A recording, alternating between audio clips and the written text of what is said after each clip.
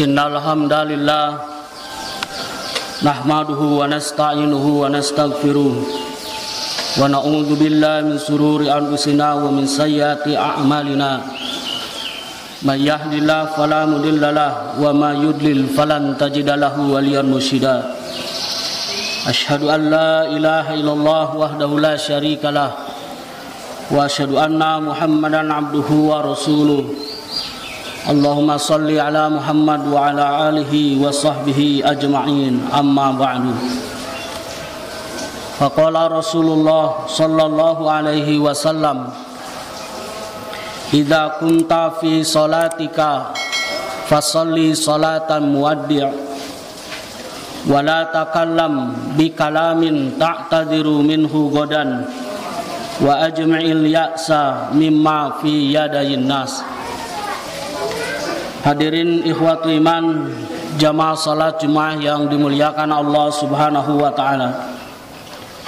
Puji dan syukur kita panjatkan kehadirat Allah Subhanahu wa taala, yang mana pada kesempatan kali ini, siang hari ini, kita masih diberikan kekuatan oleh Allah Subhanahu wa taala, dan tentunya kekuatan iman kita kepada Allah, sehingga kita bisa hadir pada kesempatan kali ini untuk menjalankan ibadah yang telah Allah perintahkan terhadap kita.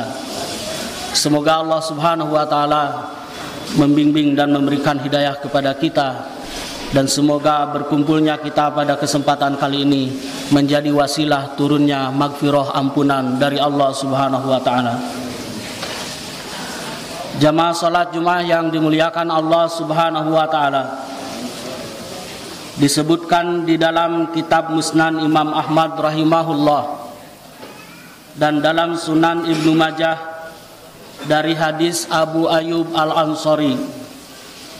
Beliau berkata, sesungguhnya ada seorang laki-laki yang datang kepada Rasulullah sallallahu alaihi wasallam. Kemudian laki-laki itu meminta nasihat kepada Nabi. Maka Rasulullah sallallahu alaihi wasallam memberikan jawaban dan nasihat kepada laki-laki itu.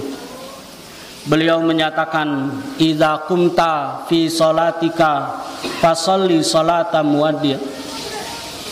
Yang kedua, wala takallam bi kalamin ta'tadiru minhu godan. Dan yang ketiga, wa ajmi'il ya'sa mimma fi yadayin nas. Kalau dalam bahasa kita, terjemah dari hadis tersebut, Rasulullah Shallallahu Alaihi Wasallam memberikan nasihat kepada laki-laki tersebut, yang hakikatnya juga nasihat itu bagi kita semua. Beliau menyatakan, jika kamu hendak melaksanakan sholat, maka sholatlah seperti sholat yang terakhir, seolah-olah sholat ini adalah sholat yang terakhir, seolah-olah kita akan berpamitan. Nasihat yang kedua, wala takallam bi kalamin ta'tadiru minhu godan. Janganlah kalian mengucapkan sesuatu yang dengan ucapan itu justru kalian di hari yang akan datang meminta maaf dengan apa yang kita ucapkan. Dan yang ketiga, Rasulullah menyatakan, wa ajmi'il ya'sa mimma fi yadayin nas.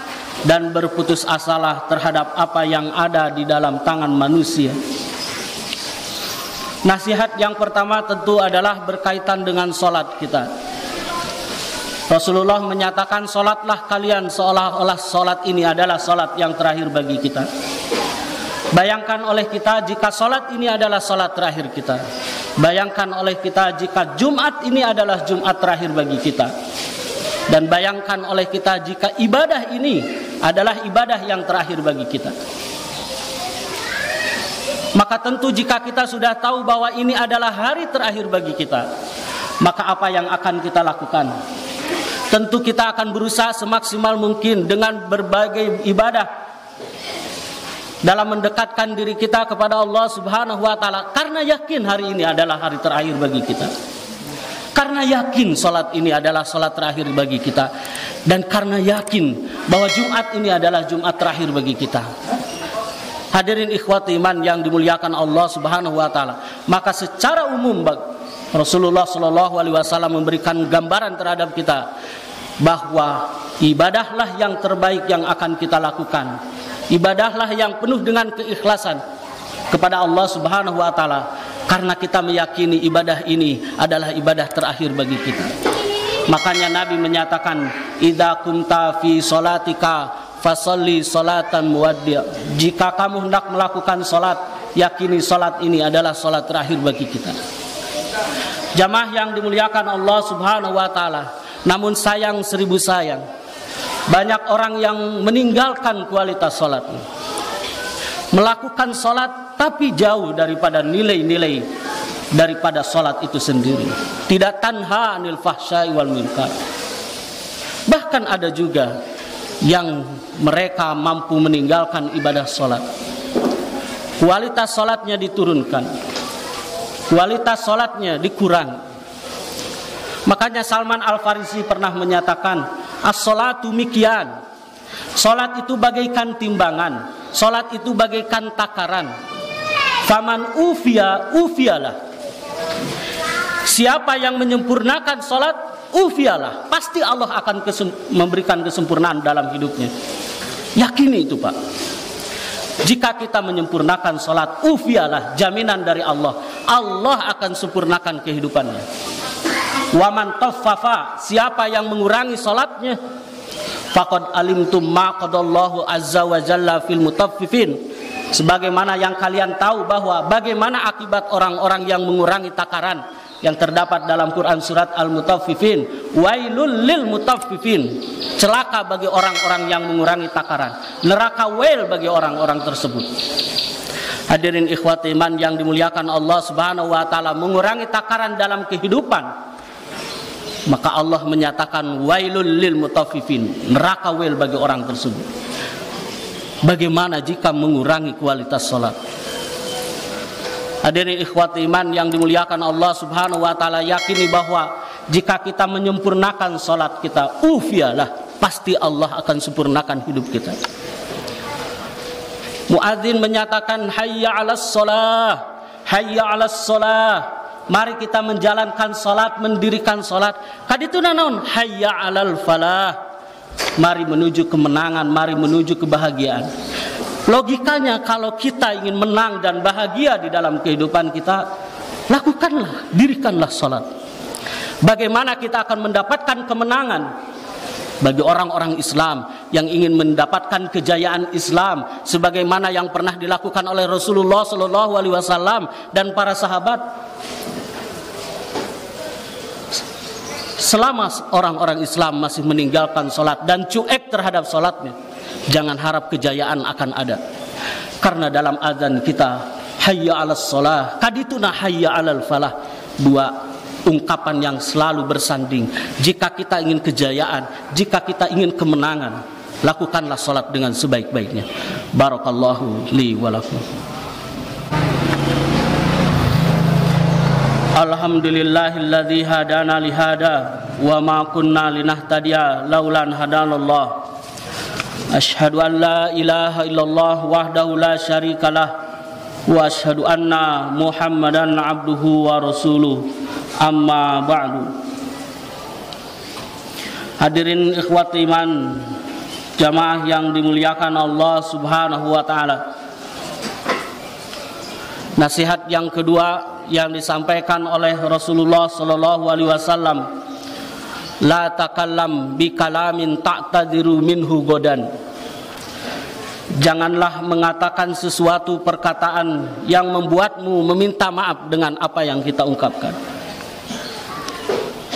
Hadirin ikhwati iman, berarti ini gambaran bagi kita sebagaimana hadis yang sangat populer, qul khairan aw liyasmut. Berkatalah yang baik, jika tidak mampu lebih baik diam.